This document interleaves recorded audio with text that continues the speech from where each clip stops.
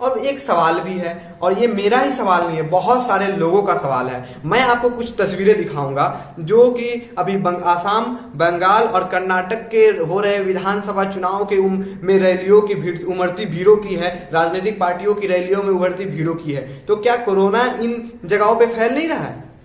ये लोगों का सवाल भी है। आखिर जब देश में कोरोना बढ़ रहा है, स्कूलें बंद हो सकती है, नाइट कर्फ्यू लग सकता है, रोजगार जो आता है मध्यम वर्ग के व्यापारियों का रोजगार को आप बंद कर सकते हैं, तो क्या चुनाव क्यों करा रहे हैं आप? क्या उसमें कोरोना नहीं फैला? हेलो दोस्तों, मैं आपका अपना नूर आलम आजाद। आज मैं बात करने जा रहा हूँ कोरोना से। जो लॉकडाउन हमारे देश में कोरोना से बचाव के लिए लगाया गया था, आपको याद ही होगा पिछले साल 2020 में 22 मार्च को हमारे देश में संपूर्ण लॉकडाउन लगा दिया गया था। तो लॉकडाउन में जहां एक तरफ हमें फायदा दिखा था, यानी कि कोविड-19 के केसेस को कम किया गया था, तो वहीं दूसरे तरफ हमें बहुत सारी ऐसी भी समस्याओं को देखने को मिला था जिससे काफी लोग परेशान हुए थे।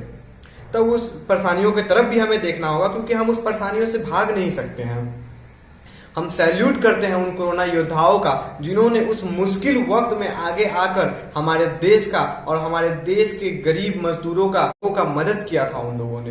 तो हम आइए बात करते हैं क्या परेशानियां हुए थे। जो लोग दिहाड़ी मजदूर थे उनका काम बंद हो गया, जो रोज के 300-400 रुपया दिहाड़ी पे कमा के अपना पालन पोषण और अपने बच्चों का पालन पोषण करते थे, उन लोगों का तो काम बंद हो गया।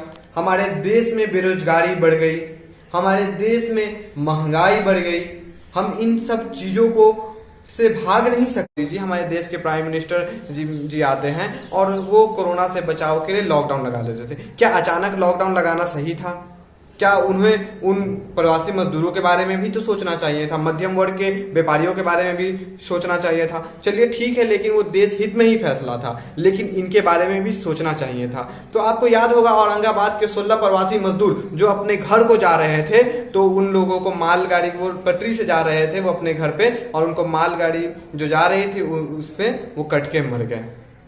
बहुत सारे ऐसे प्रवासी मजदूर जो लोग ट्रकों में बैठ के गए, और कितने सारे ऐसे लोग, ऐसे तस्वीरें भी आपके सामने आपने देखा होगा, आपने न्यूज के माध्यम से देखा होगा कि बहुत सारे ऐसे लोग जो पैदल ही चल के 200-200 किलोमीटर, 400-400 किलोमीटर, यहाँ तक कि हजार किलोमीटर भी चल के लोग पैदल गए हैं अपने घरों को। किसी को खाने को नहीं मिला, किसी को पानी पीने तक को नहीं मिला, रोटी के लिए लोग तरस गए। ये तो थी दिहाड़ी मजदूरों की परेशानी। अब आइए हम बात करते हैं स्टूडेंट्स की प्रॉब्लम का। स्कूल्स बंद कर दिए गए, कॉलेजेस बंद कर दिए गए, यूनिवर्सिटीज बंद हो गई। तो कॉलेजेस, स्कूल्स, यूनिवर्सिटीज बंद होने के कारण से हमारा ऑनलाइन क्लासेस शुरू हुआ। ऑनलाइन क्लासेस शुरू हुई। बहुत सारे ऐसे भी बच्चे हैं, बहुत सारे ऐसे भी घरे हैं जहां पे इंटरनेट की सुविधा नहीं है, उनके पास मोबाइल नहीं है। तो बहुत सारे ऐसे लोग जो मध्यम वर्ग के लोग थे, उनसे नीचे तबके के लोग थे, जिनके पास घर का खर्च चलाने के लिए पैसे नहीं थे, तो अपने बच्चे को मोबाइल कहाँ से ला कर दे, इंटरनेट की सुविधाएं कहाँ से उन्हें ला कर दे कि वो बच्चे पढ़ाई करें। बहुत सारे ऐसे बच्चों को पढ़ाई अपना बंद करना पड़ा। ये रही स्टूडेंट्स की परेशानियां। और बहुत सारे ऐसे लोग हैं कि जो मानसिक तनाव के कारण बीमार पड़ गए। बहुत सारे लोगों को हार्ट अटैक आ गया लॉकडाउन के कारण, उसके इतनी सारी परेशानियां हुई। मैं इन सब चीजों के बारे में क्यों बात कर रहा हूं आज? क्योंकि इन सब ये कारण 2020 के लॉकडाउन में हुआ था।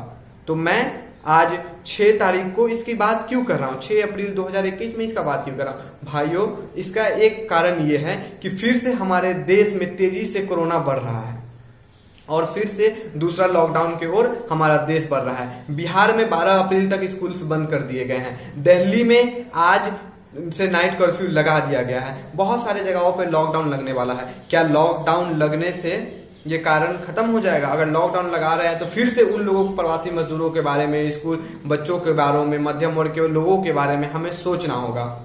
अब एक सवाल भी है, और ये मेरा ही सवाल नहीं है, बहुत सारे लोगों का सवाल है। मैं आपको कुछ तस्वीरें दिखाऊंगा जो कि अभी आसाम, बंगाल और कर्नाटक के हो रहे विधानसभा चुनाव के में रैलियों की भीड़, उमड़ती भीड़ों की है, राजनीतिक पार्टियों की रैलियों में उभरती भीड़ों की है। तो क्या कोरोना इन जगहों पे फैल नहीं रहा है? ये लोगों का सवाल भी है। आखिर जब देश में कोरोना बढ़ रहा है, स्कूलें बंद हो सकती है, नाइट कर्फ्यू लग सकता है, रोजगार जो आता है मध्यम वर्ग के व्यापारियों का रोजगार को आप बंद कर सकते हैं, तो क्या चुनाव क्यों करा रहे हैं आप? क्या उसमें कोरोना नहीं फैल रहा है? ये तो एक सवाल था। तो अब है दोस्तों कि लॉकडाउन ना लगाए लॉकडाउन ना लगाए तो इससे बचाव के उपाय क्या है, इसका सॉल्यूशन तो भी होना चाहिए। तो मेरे ख्याल से सॉल्यूशन है वो सारे तरीके अपनाए जाए जिससे लोगों की जिंदगी तबाह ना हो। जैसे कि रेगुलर हाथ धोते रहना और जितना हो सके सोशल डिस्टेंस बनाए रखना, मास्क का इस्तेमाल करना, सैनिटाइजर्स का इस्तेमाल करना। इसके अलावा हमारे गवर्नमेंट से रिक्वेस्ट है कि वैक्सीनेशन के स्पीड को बढ़ा देना, क्योंकि किसी भी डिजीज से लड़ने के लिए वैक्सीनेशन का स्पीड बढ़ाना यही एक उपाय है, वैक्सीन ही इसका उपाय है। और उसके बाद में हमारे जितने हॉस्पिटल्स के व्यवस्था को में सुधार लाना, हॉस्पिटल्स में बेड बढ़ा, खास तौर पे ग्रामीण इलाकों में जो हॉस्पिटल्स हैं उनके व्यवस्था को सुधारना। हॉस्पिटल्स तो है लेकिन हॉस्पिटल्स में डॉक्टर नहीं है, कहीं हॉस्पिटल्स तो है लेकिन नर्स नहीं है, कहीं हॉस्पिटल्स तो है लेकिन दवाएं नहीं है। तो इन सब चीजों को जल्दी से जल्दी सुधार करना और लोगों को पहले से ही इन्फॉर्म करना लॉकडाउन के बाद। ना करे, पुलिस का भी साथ दे, सरकार का भी साथ दे, क्योंकि हम सभी को एक साथ आके इस कोरोना से, इस महामारी से लड़ना होगा। हमारा देश जीतेगा, कोरोना हारेगा। जय